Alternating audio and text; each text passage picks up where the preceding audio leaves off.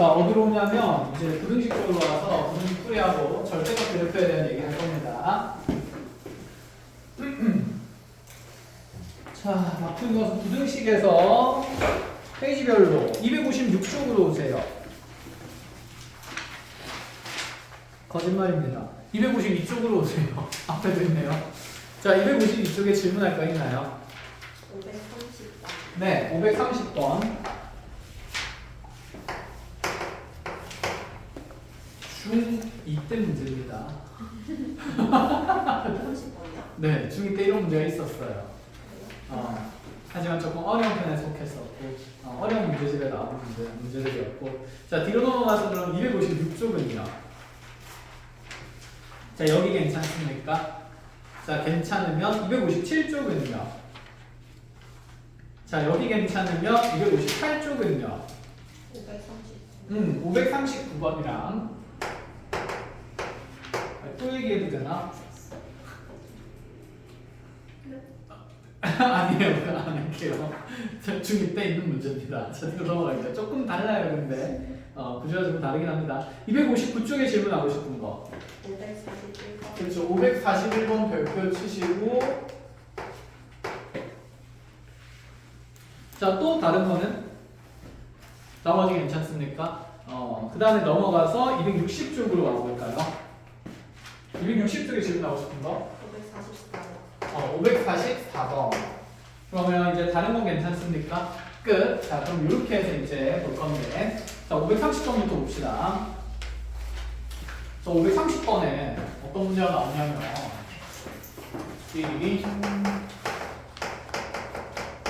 아마 1번 하면 2번은 거의 구조가 완전히 똑같아서 해석해볼 수 있을 것 같으니까, 자, 1번을 잘 정리를 해주는 걸로 하고, 자, 2번은 다시 풀어보고, 안 되면 화요일날 일찍 오는 걸로. 자, a-bx 더하기 2a-b가 0보다 크다라는 이 부등식의 해가, 자, x가 1보다 작다일 때예요. 자, 이렇게 나와 있을 때 다시 새로운 부등식을 풀려고 했는데, 먼저 이 조건에서부터 합시다. 자, 1차 부등식 푸는 거니까 1차항 남기고 나머지 넘겨서 식 정리할 거다. 그쵸? 그러면 a-bx가 마이너스 2a 플러스 b보다 크다. 이렇게 나오게 되는데, 그러면 여기서 x에 대해서 부등식을 정리하려면 양변에 x의 계수인 a-b로 나누게 된다. 그치? 자, 나눌 때 중요한 건 이 나누는 숫자의 부호 제한일까요? 그 후변에 있는 식은 a-b분의 2a 플러스 b 이렇게 생기기는 할 건데, 문제가 여기서 만들어진 부등식이랑 이 부등식의 해가 완전히 구조가 같아야 돼요. 근데 부등호 반응을 보니까 원래 왼쪽이 크다였는데 오른쪽이 크다로 바뀌었다. 그치? 그 말은 나누는 수의 부호가 무슨 수라는 뜻일까요? 그치? 마이너스 음수라는 뜻이 되는 거겠다. 그죠? 자, 그래서 a-b가 음수인 걸 체크해주면서, 자, 지금 주어진 부등식의 해가 이렇게 주어진 문자식보다는 작다로 만들어진다는 거 첫 번째 인식해야 되고, 자, 그럼 두 번째로는 이 부등식 두 개의 해가 똑같으니까 우변에 있는 이 식이랑 상수일이 같아야 된다는 생각을 할 수 있다. 그쵸? 그럼 a-b분의 마이너스 2a 플러스 b가, 자, 1 되는 거니까 a-b 넘어가면서 곱해지면 마이너스 2a 더하기 b가 a-b이기 때문에 문자 a, b의 관계가 정리가 됩니다. 자, 무슨 말이냐면 a가 넘어가면 마이너스 3a가 되고요. b가 넘어가면 마이너스 2b가 되는 거니까, b라는 문자를 대체해서 2분의 3a라는 문자로 대신해서 넣을 수 있구나 라는 생각이 되는 거죠. 그러니까 이제 더 이상 문자는 두 종류로 표현할 필요성이 없다라는 생각이 들어야 돼요. 자, 이렇게 정리하고 나서 이제 보니까, 자, 새로운 부등식 풀어야 되는 게 어떤 구조냐면 a 더하기 2bx 자, 더하기 7a-2b가 0보다 크다는 부등식의 해를 찾으라고 얘기를 했다. 그쵸? 자, 아까 얘기했듯이 문자 a,b의 관계가 나왔으니 문자는 두 개를 쓸 필요가 없습니다. 그러면 b 대신에 전부 다 2분의 3a 집어넣어주면, 자, 2b는 저기 2b는 여기 2분의 3a의 2배 되니까 3a가 될 수밖에 없겠네. 자, 그래서 a랑 3a 더하면서 4ax라는 항이 생기고요. 그 다음에 마이너스 2b 또한, 자, 이 자리에 2분의 3a를 넣으면 이 식이 마이너스 3a가 될 거라서 플러스 4a가 0보다 크다라는 부등식이 되면, 그러면 4ax가 마이너스 4a보다는 크다라는 부등식의 해의 형태가 만들어지니 양변을 4a로 나누어야 되겠다는 생각이죠. 자, 그러면 x가 지금 4a분의 마이너스 4a보다는 어떻다라는 표현을 만들어야 되는데, 자, 마찬가지로 양변을 일정한 개수로 나누고 있으니 이 4a에 무엇이 중요해지냐면 부호가 중요해지는 거거든. 근데 문자에 대한 부호의 판정은 아까 우리가 첫 번째 부등식의 해를 구할 때 a-b를 나누면서 이 숫자가 분수라는 판정이 있으니까 이걸 이용해서 a의 부호를 구하자는 얘기지 않을까. 자, 그러면 b자리에 2분의 3a 넣으면 a-2분의 3a니까 좌변에 마이너스 2분의 1a가 0보다 작다라는 조건이 되고, a의 범위로 바꾸려면 양변 마이너스 2 곱하면서 부등호가 바뀌면 되기 때문에 a가 0보다 크다로 바뀌게 되면서 a는 양수가 되는 거죠. 그럼 4a도 당연히 부호가 양수인 숫자가 되지 않을까 해서 부등호는 변화 없이 이렇게 만들어지고요. 그럼 4a 약분하고 나면 자, 우리 부등식의 해는 마이너스 1보다 크다 이렇게 만들어지는 거지. 됐어요? 끝? 자, 그래서 이거는 이런 방식의 해석이 있다는 거 뭐 알기만 하면 주의할 점만 잘 체크를 하면 다음에 풀 때는 그게 어렵진 않을 겁니다. 자, 필요한 거 잘 정리하시는 동안 539번을 적고 있겠습니다.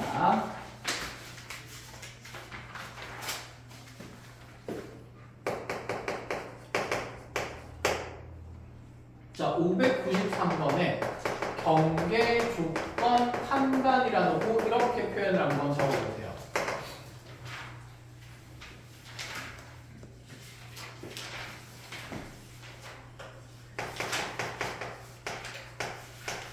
음, 539번 옆에다가 경계 조건 판단. 앞으로 여러분들 부등식할 때 이거 엄청 많이 하게 될 거예요.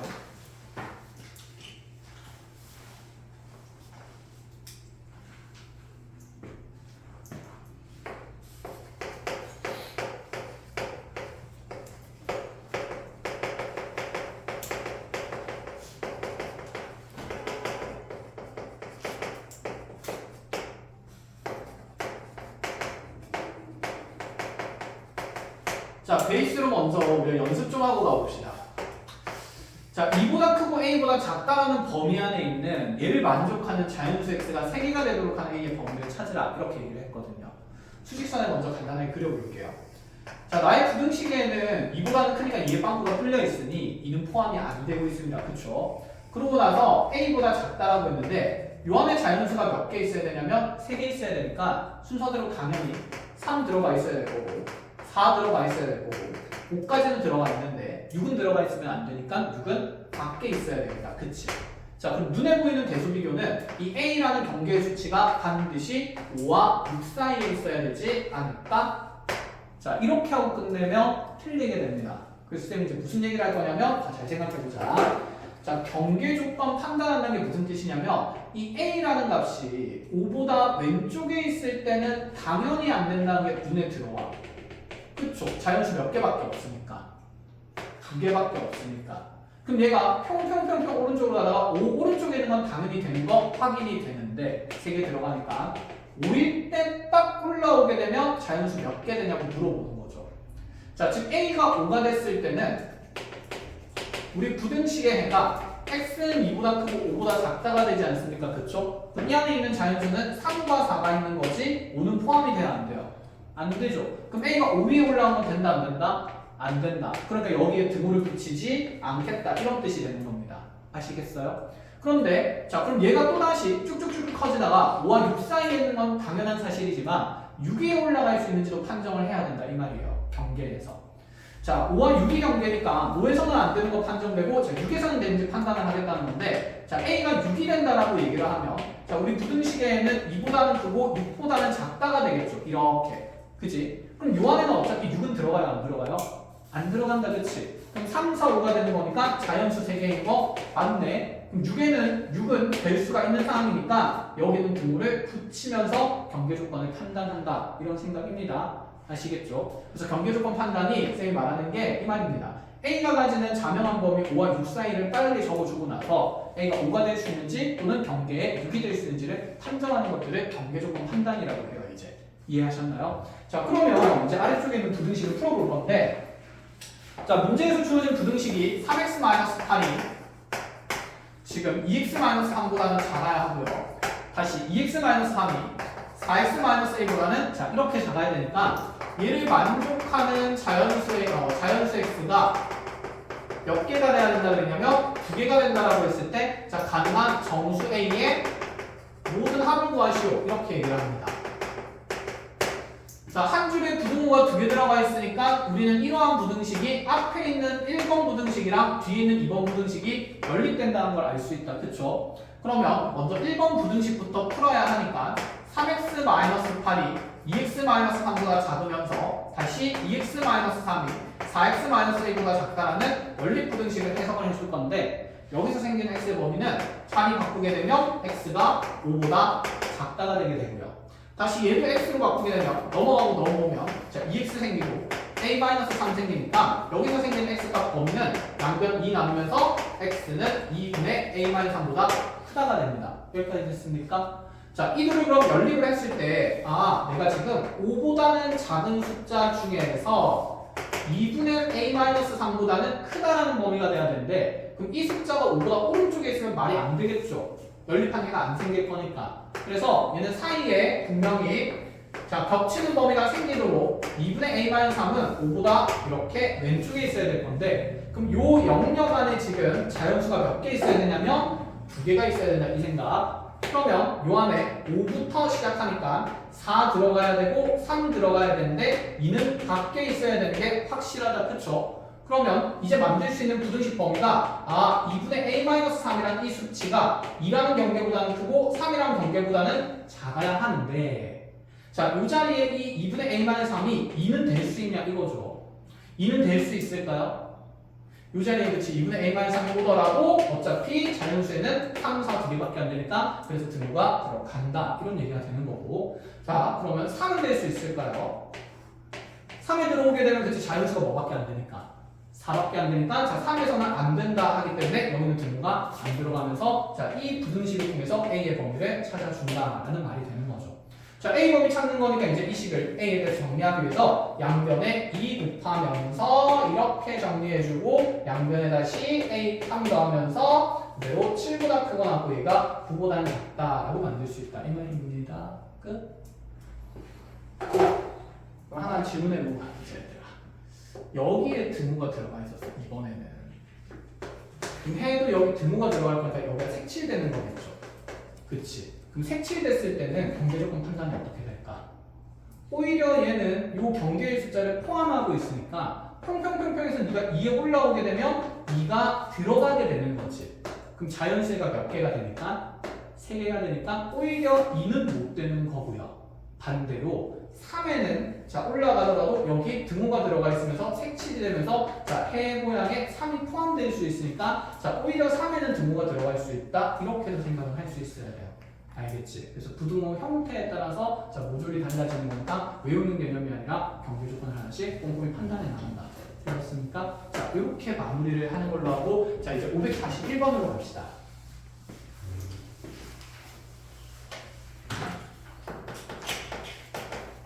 자, 541번 적부터는 뭐라고 적어놓냐면 그림을 그린다.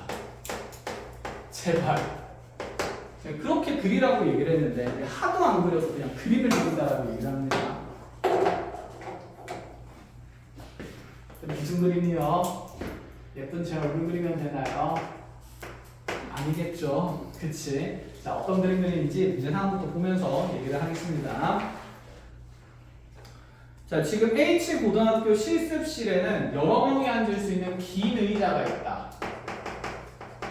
자, 그런데 이 긴 의자에 처음에 몇 명씩 앉히냐면 의자에 7명씩 앉히면 자, 몇 명이 남는다 그랬냐면 5명이 남고 자, 8명씩 앉히면 의자가 5개 남는다 그랬어요.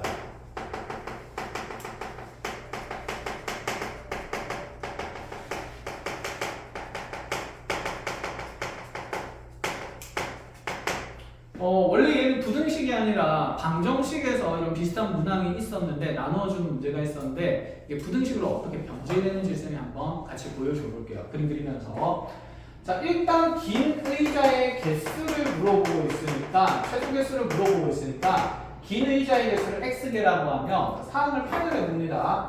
자, 이렇게 길쭉한 의자가 여러 개가 있었는데 자, 이게 몇 개 있는지는 모르겠지만 x개 의자가 있었어요. 자, 긴 의자 보통 강당에 있던 거죠? 너네 요즘 강당에 긴 의자가 있니? 없어? 그 긴 의자 너네 어디서 봐? 수련회? 교회? 긴 의자를 본 적이 없어? 그러면서 네, 알겠어. 어디 가면 있다, 그치? 긴 의자가 있을 거예요. 자, 그래서 이런 긴 의자에 처음에 X개의 긴 의자에 첫 번째 상황부터 봅니다. 7명씩 앉혔대요. 7명씩 다 앉히니까 꽉 차고 몇 명이 남냐면 5명이 남아요. 그럼 전체 학생 수를 표현할 수 있지 않을까?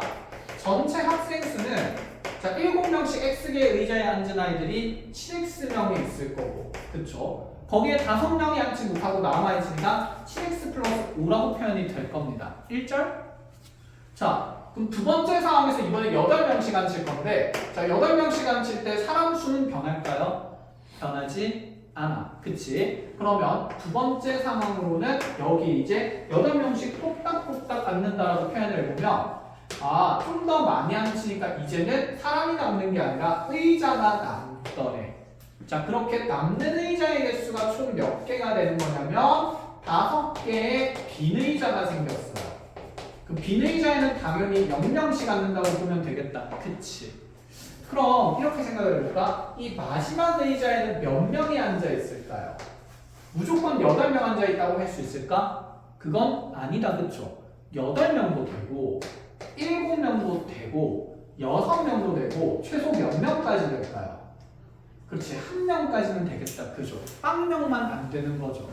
그럼 상황이 지금 몇 가지 생길 수 있다는 말이냐면 8가지 생길 수 있다는 얘기가 되는 거고 그러면 이제 그때 인원수를 우리가 만들어서 방정식을 만들 수가 있는데 그럼 8명씩 앉아있는 의자 개수는 자, 5개는 빈 의자고 마지막 의자 하나까지 제외해야 되니까 8명씩 앉은 의자 개수는 x-5개가 아니라 x-6개가 되지 않을까? 그럼 이때 만들 수 있는 학생 수의 표현이 자, 이 자리에 앉아있는 사람이 8 곱하기 x-6이 되는 거고 마지막 의자에 1명이 앉아있으면 얘가 플러스 1이 될 거고요 2명이 앉아있으면 플러스 2, 3명이 앉아있으면 플러스 3 이렇게 해서 플러스 8까지 지금 이렇게 학생 수를 표현할 수 있다 이 말입니다. 즉, 그럼 여기 있는 이 전체 학생 수가 8에 x-6에 더하기 1인 사항도 풀어봐야 되고 8에 x-6에 플러스 2인 사항도 풀어봐야 되고 이렇게 쭉해서 8에 x-6에 플러스 8인 사항까지 풀어봐야 되니까 8번의 방정식을 풀어야 되거든. 기분이 좋을까? 안 좋겠다. 그치? 그래서 이런 생각을 합니다. 8번을 풀 게 아니라 얘가 어차피 네 학생 수가 가질 수 있는 최소의 표현이고 8명이 앉았을 때가 학생 수가 가질 수 있는 최대의 표현이지 않을까? 그러니 7x 플러스 5라는 이 학생 수가 최소 8의 x-6 플러스 1명 앉았을 때부터 최대 8의 x-6 플러스 8명 앉았을 때까지 되는 거니까 이렇게 최소와 최대의 개념을 이용해서 방정식을 푸는 게 아니라 방정식을 모아서 부등식을 만들자 이런 생각이 되는 거예요. 이해했어요? 자, 그래서 이 표현을 부등식으로 정리한다는 개념이 조금 낯설기 때문에 자, 이렇게 정리한 것까지 잘 체크를 했는데 자, 이거 그냥 거기에 한 번에 수록적으로 시간 좀 오래 걸리겠다. 그쵸? 자, 사진 찍어서 집에 가서 일단 잘 정리하고 쌤이랑 계산하면서 문제 마무리 어떻게 되는지 보겠습니다. 자, 이해 안 되는 부분이 있으면 얼른 질문해 보세요.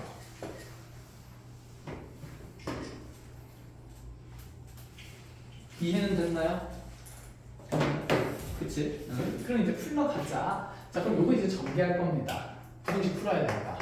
8x 마이너스 48에 1 더하니까 마이너스 47이 7x 플러스 5보다는 작거나 같아야 되고 또다시 8x 마이너스 48에다가 8 더하니까 마이너스 40보다는 또 작거나 같아야 된다. 자, 이렇게 1번 부등식 먼저 풀게요. 7x 넘어가면 x고요. 47 넘어가면 50이 되니까 x는 52 이하가 되어야 되고 자, 요렇게 두 번째 부등식 풀게 되면 7x 넘어가면서 x가 되고요. 마이너스 40 넘어가면서 45가 되는 거니까 자, 결론적으로 x는 45 이상 52 이하가 된다. 이런 얘기가 되겠죠. 자, x는 의자개수이기 때문에 자연수만 되는 거고, 자, 자연수 중에서 지금 가장 어떤 개수를 찾으려고 했냐면 최소 개수를 찾으려고 했으니까 45개일 때가 최소지 않냐라는 생각입니다. 이해했나요? 끝. 자, 거기에 몇 개 추가합니다. 최소 의자 개수 말고 그러면 최대 학생 수를 물어보기도 해요. 이 문제에서. 자, 그럼 학생 수라는 건 지금 7x 플러스 5로 정해지는 건 아닐까? 상은 똑같으니까 x 범위 이렇게 똑같이 나올 거예요. 그치? 그럼 최대 학생 수는 7x 플러스 5이니까 이 x 값이 가질 수 있는 자연수가 지금 45%, 52까지 다 된다는 이 말인데 최대 학생 수니까 x는 45일 때 최대를 가질까요? 52일 때 최대를 가질까요? 52일 때 최대를 가지니까 자 이렇게 최대 학생 수를 묻더라도 의자 개수의 범위를 구해서 최대 학생 수를 표현한다라는 생각이 있어야 합니다. 아시겠죠? 그래서 요것도 문제에 추가를 해주세요. 최대 학생 수를 많이 물어봅니다.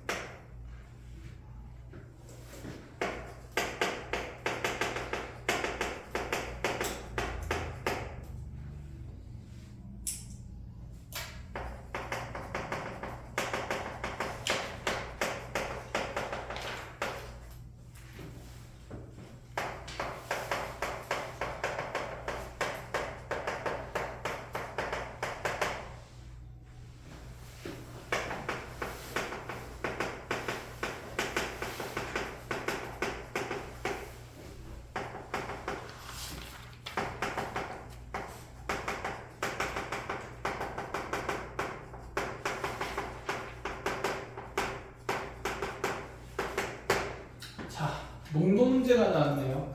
중1 때부터 우리를 따라다니면서 끊임없이 괴롭히고 있는데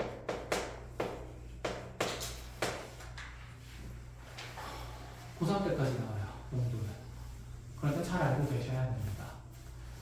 자 이제 농도에 대한 얘기를 쌤이 오늘 처음이자 끝으로 가장 기본적인 것부터 정확한 의미를 한번 쭉 설명을 할 건데 같이 한번 따라와 봅시다.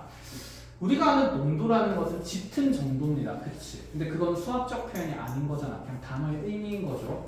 그럼 왜 농도라는 표현이 만들어졌냐면 지금 이 설탕물에는 설탕과 물 두 가지 물질이 있을 거예요. 그쵸? 자, 농도는 무엇을 표현하기 위해서 만들어진 거냐면 이 물과 설탕이 섞여 있는 설탕물을 봤을 때 그 설탕이 가지는 비율을 표현하기 위해서 농도라는 개념을 만든 겁니다. 자, 예를 들어서 자, 물이 90g 있고 설탕이 10g 있다라고 하면 자, 전체 물은 100g 있는데 그 중에서 설탕이 10g이 있는 거잖아. 그치? 그럼 이 비율을 표현하고 싶었어요. 그럼 전체에 대해서 설탕이 가진 비율은 100분의 10이 되는 거니까 분수로 표현하면 10분의 1로 표현된다 이런 얘기지 않을까? 그런데 우리가 농도를 표현할 때 보통 100분율, %를 표현하니까 1%가 몇 분의 몇이죠? 100분의 1이죠. 100분율, 100개로 나눈 비율이니까. 그치? 그럼 10분의 1을 100분율로 표현하려면 우리가 100 곱하면서 %로 바꾸었다. 그치? 그래서 여기에서 지금 이 10%라는 것을 앞으로 설탕물의 농도라 그러는데 그럼 이 농도의 비율 표현해 봤을 때 얘는 전체 물 중에서 누가 가진 비율이나 설탕이 가진 비율이라는 게 머릿속에 있어야 돼요. 그래서 예를 보자마자 그런 생각이 들어야 되지 않을까? 뭐야? 물의 양이 왜 없어? 자, 8%짜리 설탕물 300g이 있대요. 그러면 여기서 여러분들이 물질의 양을 나눌 수 있어야 돼요. 그럼 이 중에 설탕이 가진 비율이 8%가 되는 거고, 맞아요? 물이 가진 비율은 몇 %라는 얘기가 될까? 전체가 몇 %니까? 92%만큼 물이 차지하고 있다. 이런 의미라는 거지. 그래서 우리가 이 300g의 8%를 찾을 때 300g 중에 8%는 자 100분의 8배였던 거죠. 100개 중에 8개니까. 컷! 그래서 지금 설탕의 양이 24g 있다. 이런 얘기가 되는 거고 물은 그럼 300g 중에서 자 설탕의 양을 그냥 제외하는 게 편하겠다. 그죠? 그래서 물은 지금 276g 들어있다. 이런 의미로 판정을 할 수가 있어야 된다는 거. 됐죠? 그래서 거기에다가 이제 농도를 그렇게 적어놓는 게 중요하지 않을까? 자, 일반화해서 정리를 하겠습니다. 자, 농도라는 것은 소금물이랑 설탕물에서 많이 나오니까 설탕 또는 지금 이렇게 설탕 또는 소금이 가지는 비율을 나타내는 개념이다 라는 생각이 일절 있어야 되고, 그래서 내가 만약에 어떤 농도가 A%짜리 설탕물이 Xg이 있다라고 생각하면 이 표현을 보고 떠올라야 되는 건 현재 전체 용액의 양은 Xg이고, 자, 농도는 A%인데 이 중에서 현재 설탕의 양이 Xg 중에서 A%니까 X에 대한 100분의 A배만큼이 설탕의 양이다. 이렇게 지금 정리가 되어 있어야 돼요. 머릿속에. 또 다르다. 됐나요? 자, 이렇게 하나 적어볼까요?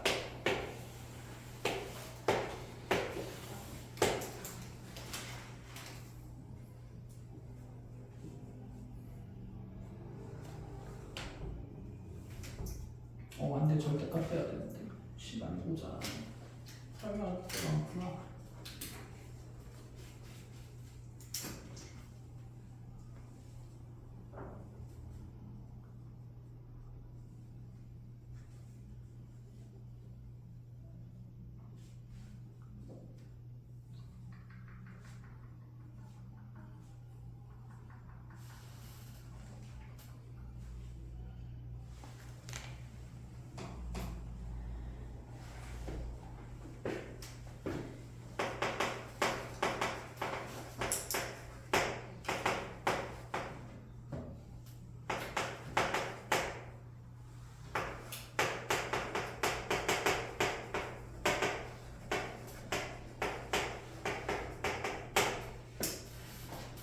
자, 소금 30g이랑 물 150g이 섞을 겁니다. 소금물의 농도는 어떻게 될까요? 계산해 보세요.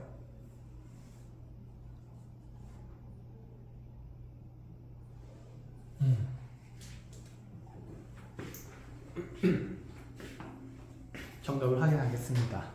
계산하신 거 보고 20%가 아닙니다. 그러니까 소금이 가진 비율이에요. 전체 용액의 양에 대해서. 그치? 그럼 전체 용액은 이거 다 섞으면 몇 g짜리가 만들어져요? 180g이 만들어지는 거잖아. 그치? 그럼 180g 중에서 소금이 가진 비율은 몇 g입니까? 30g이니까. 그치?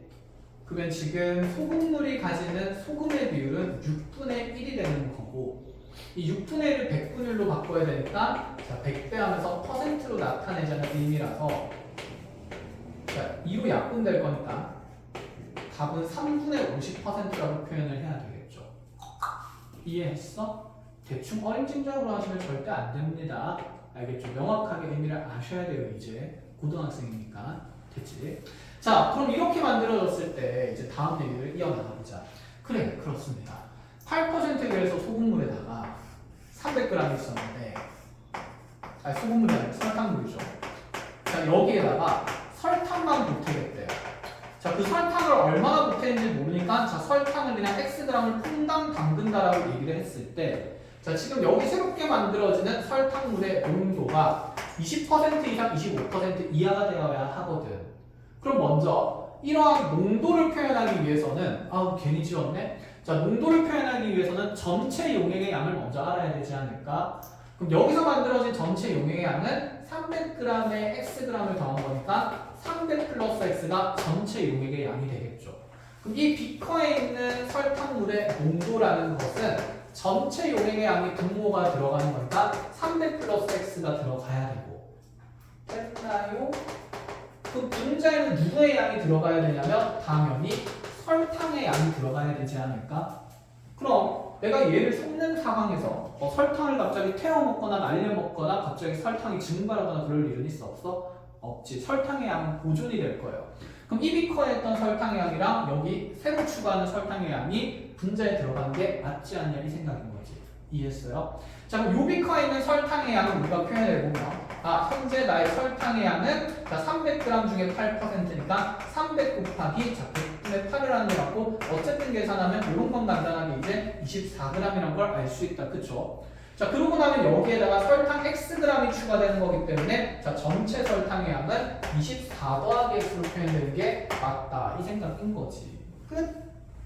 자, 여기에다가 이제 100분의 1로 표현해야 되니까 100을 곱하면서 퍼센트 단위를 붙이겠다라는 생각인 거고, 그래서 여기 표현된 요 시계값이 20% 이상, 25% 이하가 되는 거니까 자, 300 더하기 x분의 24 더하기 x에다가 자, 100을 곱한 수치가 자, 20 이상, 25 이하이다. 이렇게 보겠다. 이 말이 되는 겁니다. 됐죠? 이 부등식을 푸는 겁니다. 자, 이제 농도를 제대로 알고 식을 어떻게 설계를 할지 명확하게 정의가 뚜렷이 머릿속에 있어야 됩니다.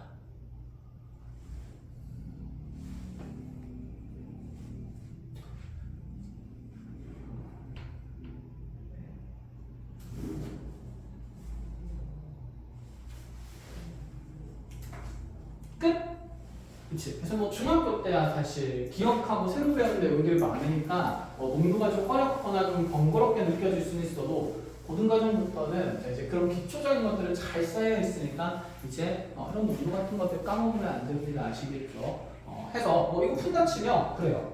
여기는 1번 부등식이랑 여기는 2번 부등식 연립하면 되는 거다. 그렇죠? 자, 1번 부등식을 계산하는 걸 보여주면 자, 지금 첫 번째 부등식은 20이고요. 좌변에. 자, 우변에 300 플러스 x분의 24 플러스 x에 대해서 자, 100배 된 게 있으니까 일단 20 약분하면서 5 만들어주는 게 좋을 것 같고, 그 다음에 300 플러스 x는 좌변으로 넘어가면서 자, 어차피 양수 곱하는 거기 때문에 부등호방이 변화 없이 24 플러스 x에 5배가 납니다. 이거 부등식 풀면 된다. 그치? 같은 방식으로 여기 2번 부등식도 풀어서 연립하면 x의 범위가 예쁘게 평형으로 나옵니다. 알겠죠? 끝! 자, 이렇게까지 하고 이제 우리 절대값 있는 부등식으로 넘어갑시다. 후!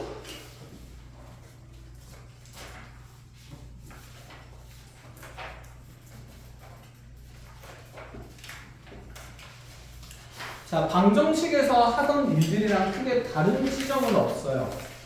어떤 다른 지점이 없냐면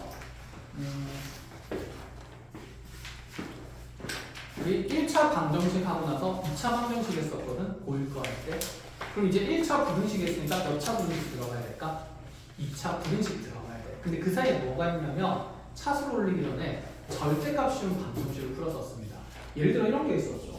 절대값에 x-1 플러스 2x 플러스 1이 0대로 가는 이러한 방정식의 해를 구하는 거. 절대값 들어가 있으면 가장 기초 베이스가 여기 있는 다항식들은 계산이 안 되니까 범위를 나누어서 절대값을 풀어준다 이 생각이었다. 그쵸? 그래서 이 R명에 있는 식이 0보다 크거나 같을 때랑 0보다 작을 때로 분류를 해서 자, x가 1 이상이면 얘가 0 이상의 값이니까 자, 방정식이 그대로 이 문자식이 나오면서 x-1 더하기 2x 더하기 1은 0이다. 이렇게 풀어줬었고 그냥 한번 기억 살리는 겁니다. 그럼 날리고 나면 3x는 0이 되니까 x가 0이라는 해가 생기죠. 근데 이 0은 해가 될 수 있을까? 없어요. 왜? 우리가 애초에 x 얼마 이상이라고 가정을 하고 있으니까 1 이상이라고 가정하고 왔으니까 이 가정에 만족스러운 해만 찾는 거죠. 됐나요? 그래서 얘는 해가 인정이 안 됐었습니다. 그러고 나면 두 번째로 이제 x가 1보다 작을 때를 풀었었고 x가 1보다 작을 때는 이 절대값이 마이너스를 달고 나면서 이렇게 튀어나왔었습니다. 되었나요? 자, 정리해보면 x고 플러스를 넘어가면 마이너스니까 이 마이너스 2는 해로서 인정할 수 있는 게 1보다 작은 값이 되기 때문에 마이너스 2만 답이 된다. 이렇게 풀었었던 거죠. 이제 이렇게 되면 절대값이 포함된 부등식이 되는 거니까 부등식도 푸는데 그럼 부등식을 풀 때도 절대값이 등장하면 가장 기본적인 생각은 무엇을 나누어 푼다? 범위를 나누어서 푼다 라는 생각입니다. 알겠죠? 그런데 그렇게 순수하게 모든 절대값이 있는 식들을 범위를 나누면 시간이 모자랄 뿐만 아니라 절대값에 대한 기본 정의를 잊기 마련이거든. 그래서 절대값이 포함된 부등식에서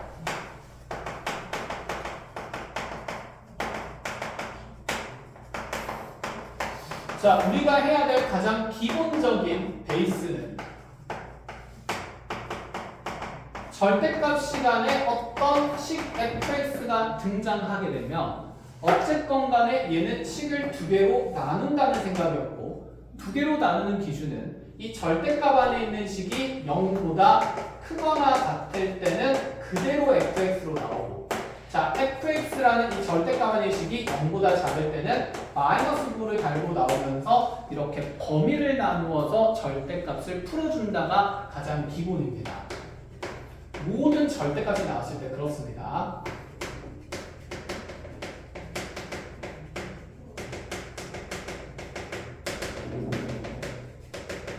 자, 그런데 이렇게 꼭 모든 걸 나누지 않아도 되는 형태들이 있었거든. 그래서 여러분들은 추가적으로 이제 뭘 생각해야 되냐면, 절대값에 기호가 등장했을 때 범위를 나누지 않아도 되는 구조를 전부 다 이제 익혀야 돼요. 자, 처음에 배울 때는 낯서니까 이렇게 좀 억지로라도 외워서 쭉쭉쭉 풀어나갈 건데, 나중에 이해하고 나면 익숙해지는 부분이라서 힘든 부분은 아니게 됩니다. 무슨 얘기냐면 이런 겁니다. 우리 방정식 풀 때도 이것도 사실 절대값 포함된 거잖아, 그치? 근데 우리 이 x값을 그냥 얼마라고 하죠? 4랑 y 4라 하죠. 너무 당연하잖아, 그치?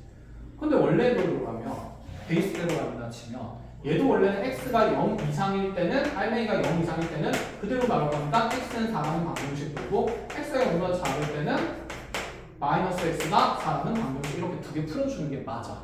근데 꼭 이렇게 할 필요가 있어, 없어? 없다. 그런 구조들이 이제 다 익혀나가야 된다는 거죠. 간단한 형태로.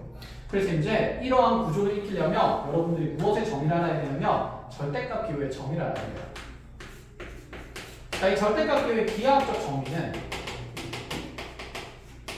자, 의미라고도 하고 정의라고도 하는데, 자, 기하학적이라는 것은 도형입니다. 도형으로 만들어진 학문들이 기하학이라 그래요. 그래프 그리는 것도 다 기하학이야. 우리 이차함수 그래프 그린 거 무슨 학? 기하학. 1차함수 직선 그린 거 무슨 학? 기하학. 알겠죠? 자, 그래서 이제 그 도형이나 그림을 통해서 이제 이 절대값의 의미를 우리가 정의를 할 건데, 원래 이 절대값은 왜 만들어졌냐면 수직선상에서 원점으로부터 어떤 좌표까지 떨어진 거리를 표현하기 위해서 만든 거예요. 자, 이 사이의 거리가 좌표를 이용해서 표현하고 싶은 건데, 그럼 그냥 마이너스 4라고 적으면 안 되는 거잖아, 그치?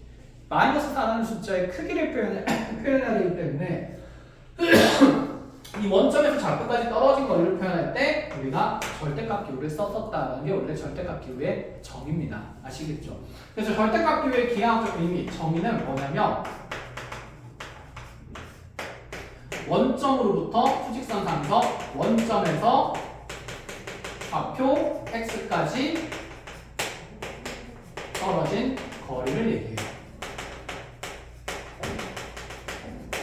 자, 한마디로 여기에 의미의 점 x가 있으면 요 사이의 거리를 절대값 x라고 표현하는 게 일반적인 생각이다 라는 부분인 거지. 그럼 이걸 이용해서 이제 우리가 부등식을 풀 건데, 첫 번째 이런 거 봅시다. 절대값 x가 2보다 작대요. 그럼 절대값 x가 2보다 작은 걸 찾을 건데, 생각을 해보는 거죠. 원점에서 떨어진 거리가 2보다 작은 x 좌표를 찾는 거니까 우리가 먼저 경계를 찾아야 되는데, 자, 지금 이 거리가 2가 되는 게 경계가 되니까 경계는 절대값 x가 2 되는 지점들 얘기할 거고, 그럼 당연 거리가 2인 지점은 원점에서 플러스 2인 지점도 있지만 마이너스 2인 지점도 있지 않을까? 그쵸? 그럼 나의 x 좌표가 이 2보다 오른쪽에 있는 건 말이 돼야 안 돼요? 안 되죠. 거리가 2보다 클 거니까. 그럼 2보다 안쪽에 있어야 되니까 요런 데 x가 있어야 되는 거 아닐까? 그럼 x가 있을 수 있는 영역을 색칠을 쭉쭉쭉 하다 보면, 자, 0과 2 사이가 되는 건 너무 자명한 사실이고, 음수 쪽에도 경계가 있으니까, 자, 마이너스 2와 어디 사이에도 있을 수 있냐면 0 사이에도 있을 수 있지 않을까? 자, 결론적으로 그럼 우리가 x가 있을 수 있는 값의 범위는 이 수직선의 모양을 보고, x는 이 마이너스 2보다는 커야 되고요. 등호 들어가면 돼요, 안 돼요? 안 되겠지. 등호가 들어가면 거리가 마이너스 2가 되니까. 그래서 마이너스 2보다는 크고 2도 될 수가 없으니까 2보다는 작다. 이렇게 바로 풀어준다라는 생각인 거예요. 이해했니? 굳이 범위를 나눌 필요가 있다 없다? 없다라는 생각입니다. 이런 기본적인 구조들. 그래서 그런 구조들 익혀 나가셔야 돼요. 그러면 두 번째로 이렇게 볼까요? 그럼 절대값 x가 3 이상이다라고 되어 있어요.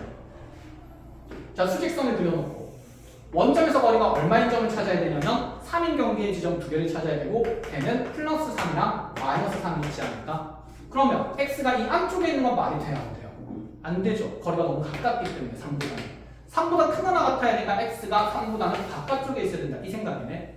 그럼 바깥쪽에 있으면서 이렇게 계속 커질 수 있는 거고 그 다음에 3이 되어도 된다 했으니까 이렇게 쭉 가다가 3의 색칠이 될 수 있는 것 아닐까? 그러면 다시 음수의 영역에서 보면 음수의 영역에서 x가 이렇게 안쪽에 있는 거 여전히 안 되는 위치가 되겠다. 그렇죠? 되는 거는 마삼보다는 더 멀리 떨어져 있어야 되는 거니까 원점에서 멀리 떨어진 점은 마삼보다 작거나 같은 범위가 되거나 아니면 3보다 더 크거나 같은 붙여넣어봐. x가 마삼보다 작거나 같은 범위가 되거나 아니면 x가 3 이상의 범위가 돼야 된다. 이렇게 두 영역으로 나뉘어서 표현된다. 이 생각입니다. 이해하셨습니까? 자, 그럼 이제 여러분들 차례겠죠. 자, x의 절대값이 1보다 크고 3보다 작거나 같다의 해를 찾아볼까요? 수직선을 그려서 후딱. 자, 어렵지 않습니다. 봅시다. 자, 은경아, x법에 어떻게 나와요?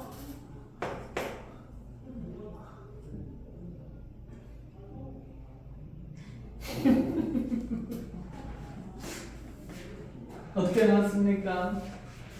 똑같이 나왔는데 똑같이 나와요. 뭐랑 똑같이 나와요? x가 1보다 크고 x가 1보다 크고 3보다 작거나 같다? 인경이는? 저거 하고 x가 네. 마이너스 3보다 크거나 마이너스 1보다 작다. 그렇지. 이렇게 두 부분이 나와야 되죠. 자, 수직선 그려보면 거리가 1인 곳이랑 3인 곳이 경계가 되니까 원점 기준으로 1-1이랑 3-3이 일단 경계로 생겨야 돼요. 그 거리가 1보다는 크되 3보다는 작거나 같아야 되니까 내 x가 있을 수 있는 곳은 요 사이가 되는 거겠다. 그치? 경계 조건 판단하면 3은 등호가 들어가도 되는데 1은 될 수가 없으니까 빵꾸가 뚫릴 겁니다. 마찬가지로 음수 쪽에서도 거리가 1과 3인 경계가 찾아졌고 그럼 여기서 그 사이에 x좌표가 있어야 되니까 x값이 있을 수 있는 곳에서 마이는 경계가 뚫리고 마사는 그대로 거리가 3인 거 가능하니까 등호가 들어간다 이 생각인 거죠. 그래서 이렇게 범위를 표시해 주면 되겠죠. 그 영역으로 이해했어요? 자, 그래서 이제 이 절대값이 들어간 가장 기본적인 구조들은 우리가 굳이 해를 열심히 찾지 범위를 나눠서 해를 찾지 않는데 이 내용을 이제 일반화를 해야 됩니다. 머릿속에 좀 떠올라야 돼요. 자, 이 내용을 일반화하면 이렇습니다. 그럼 절대값의 x라는 식이 어떤 k라는 상수보다 작거나 같다라는 표현이 있으면 자, 대신 k는 반드시 거리 표현이니까 양수여야 하거든요. 자, 음수일 땐 조금 이따 쌤이 왜 어떻게 해가면 늘었는지 좀 이따 보여줄게요. 자, 절대값 x가 k보다 작거나 같다라고 되어 있으면 자, k가 양수면 우리가 드는 생각이 이런 느낌인 거네. 자, 원점 기준으로 거리가 k인 지점 두 군데 경계가 플러스 k랑 마이너스 k 생기는 거다. 그치? 이거보다는 거리가 작거나 같아야 되니까 자, 이 사이 쪽에 범위가 생겨야 하고 현재 내 x값의 범위는 마이너스 k부터 플러스 k까지가 된다. 당연한 얘기죠. 그 수의 크기가 k보다 작거나 같아야 되니까. 그치? 자, 이런 느낌인 거고. 그럼 절대값 x가 k보다 크다라고 되어 있으면 이번에도 0 기준으로 플러스 k랑 마이너스 k 관계 생기면서 얘는 이번엔 거리가 k보다 큰 거니까 더 바깥쪽에 있어야 하므로 k보다는 크다 또는 마이너스 k보다는 작다가 머릿속에 떠올라야 된다. 이런 생각이에요. 이해했습니까? 자, 사이에 있는 것들도 잘 생각하고 고려하셔야 되고 그러면 간단하게 이렇게 해봅시다. 절대값 x 그럼 5보다 크다? 이거 보자마자 해는 거리가 더 크네? 플러스 5랑 마이너스 5 기준으로 바깥쪽입니까? 안쪽입니까? 바깥쪽이죠. 그럼 x는 마이너스 5보다 작다 또는 플러스 5보다 어떻다? 크다. 이렇게. 자, x가 그러면 절대값 x가 2보다 크고 다시 4보다 작다라고 되어 있습니다. 경계는 2, 4랑 마이, 4가 있을 거예요. 그쵸? 그 사이에 있어야 되지 않겠습니까? 자, 그럼 음수 쪽부터 불러주면 마이너스 얼마부터? 4와 마이너스 2 사이겠다. 또는 양수 쪽에는 더 쉽죠. 2보다 크고 4보다 어때야 된다? 작아야 된다. 이런 생각을 하면 된다. 이 말이에요.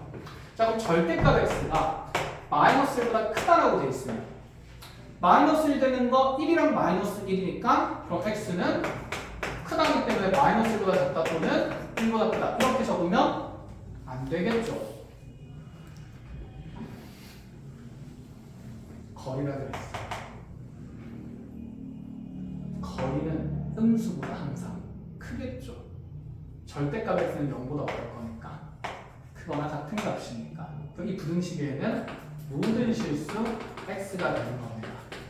중학교 때처럼 외워서 무지성으로 하는 건 이제 없어. 알겠죠? 그럼 만약에 절대값 x가 마이너스 3보다 작다라고 되어 있으면 거리가 음수보다 작은 게 말이 될까 얘들아? 없지. x에 뭘 집어넣어도 얘는 0 이상의 값이니까. 그럼 그게 음수보다 작을 리 없기 때문에 여기서는 배가 없다? 없다라고 불러줘야 된다. 이 말이 되는 겁니다. 아시겠어요? 자, 그럼 이 내용이 이제 이렇게도 정립이 될 수 있는데 기본 구조를 봤으니까 쟤를 좀 확장을 해봅시다. 그럼 절대값 2x-1이 상수 3보다 작거나 같다 이렇게 되어 있으면 치환하는 느낌이죠. 쌤 손바닥이 어쨌든 절대값에 치워져 있어. 그럼 쌤 손바닥에 들어가는 숫자는 어디와 어디 사이에 있어야 될까요? 마3과 3 사이에 있어야겠죠.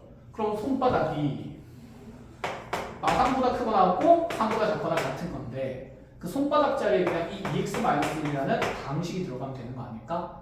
그래서 이것도 범위를 나눌 필요가 있다 없다? 없다. 그래서 여기 x가 아니라 절대값 안에 어떤 다음식 fx가 들어가는 구조더라도 절대값 기호의 식과 우변에 양의 상수로 표현된 부등식들은 모조리 이렇게 절대값 범위를 나누지 않고 풀어준다라는 얘기입니다. 아시겠습니까? 그럼 그 외에 절대값 그래프가 절대값이 들어간 표현의 부등식들은 전부 다 뭐에서 푼다? 범위를 나누어서 푼다. 이런 생각입니다.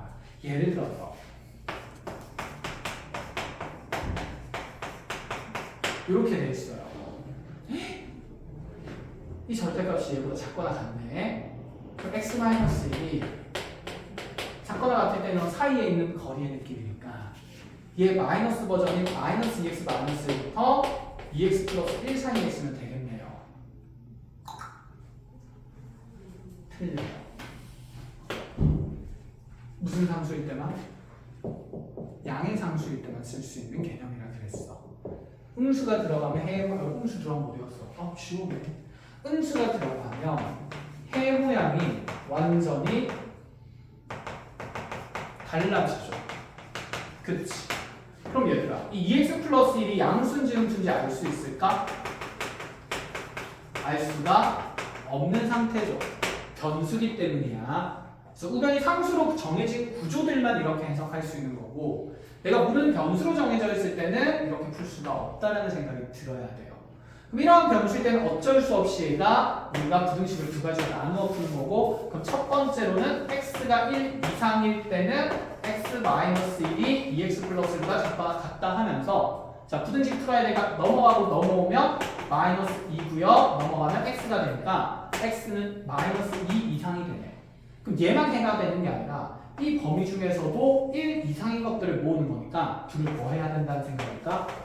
연립하는 겁니다. 이해했어요? 자 그러면 1보다 크거나 같으면서 마이너스 2보다 크거나 같다 해서 만들어지는 해는 당연히 1보다 크거나 같다만 남겠다. 그쵸?